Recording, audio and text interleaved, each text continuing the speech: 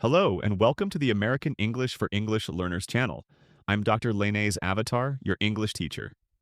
Are you ready to unlock a secret power in the English language? Today, we're diving deep into the wonderful world of adjectives. This isn't just another grammar lesson, it's your fun and accessible guide to making your English truly shine. Our mission is to help you understand exactly what adjectives are and, more importantly, how to use them effectively. By the end of this journey, you'll be able to make your English more descriptive, more engaging, and much more colorful. Get ready to paint pictures with your words. So, what exactly is an adjective? Simply put, an adjective is a word that describes a noun or a pronoun. Think of nouns as the who or what of a sentence: people, places, things, or ideas.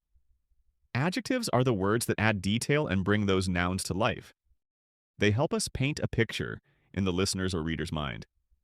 For example, if I just say dog, you might imagine any dog. But if I say fluffy dog or big dog, suddenly a much clearer image appears, doesn't it? Those words fluffy and big are adjectives, providing crucial details. Adjectives are incredibly versatile, and they can be used in a couple of main ways. Let's explore these two primary uses, starting with what we call attributive adjectives. These are perhaps the most common and straightforward. Attributive adjectives come before the noun they describe. They are placed directly in front of the noun to give immediate detail and clarity. Think of them as setting the scene for the noun that follows. For instance, consider the phrase red apple. The adjective red comes right before the noun apple, telling us its color. Or imagine a happy child. Here, happy describes the child's state, appearing just before the noun. This placement is key for clear and concise descriptions. Now let's look at the second main way adjectives are used: predicative adjectives. These are a little different because they come after a linking verb. Linking verbs don't show action. Instead, they connect the subject of a sentence to a word that describes or renames it.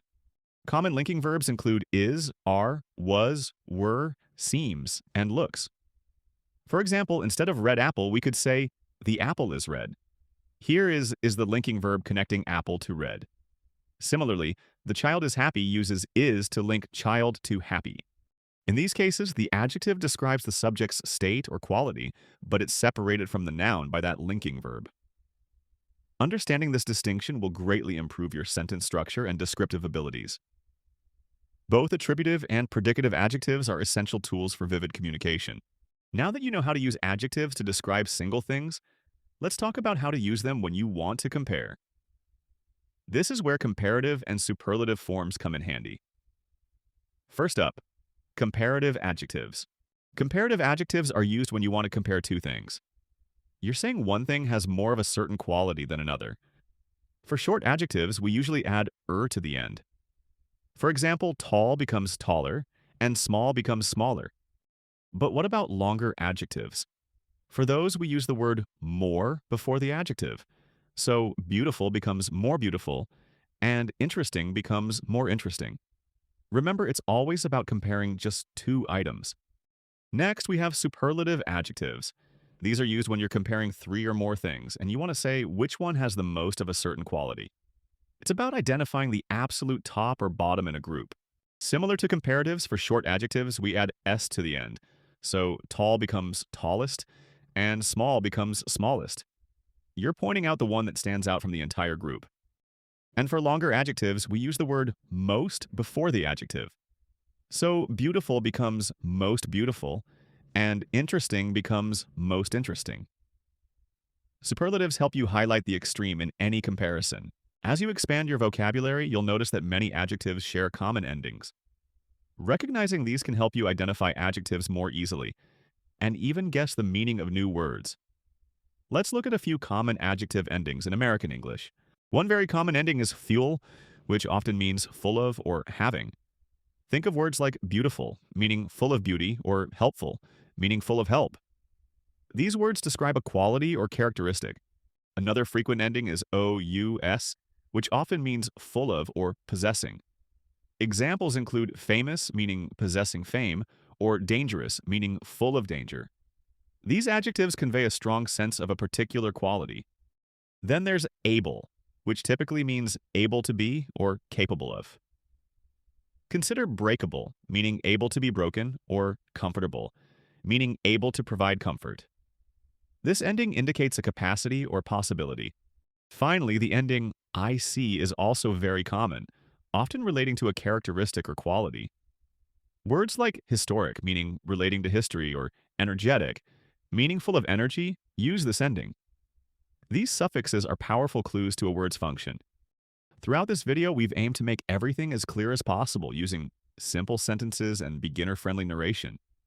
Our goal is to empower you, the English learner, with the tools you need to express yourself more fully. We want you to feel confident using adjectives effectively. By mastering adjectives, you're not just learning grammar. You're learning to add color, detail, and vibrancy to your English. You're transforming simple statements into vivid descriptions, making your communication much more impactful and engaging. This skill will truly elevate your language. So let's quickly recap what we've learned today. Adjectives describe nouns and pronouns, painting pictures with words. They can be attributive, coming before the noun, or predicative, coming after a linking verb. We also explored comparative forms for comparing two things and superlative forms for comparing three or more. And we touched on common adjective endings like full, use, able, and ic, which are great clues for identifying these descriptive words. The most important thing now is to practice. Look for adjectives in everything you read and hear. Try to use new adjectives in your own speaking and writing every day. The more you practice, the more natural and confident you'll become. Keep exploring, keep learning, and keep painting those beautiful pictures with your words. You're doing great. Thanks for watching this video. If you enjoyed it, please subscribe so you can receive more fun learning videos. For books on American English, click the links below the channel's description.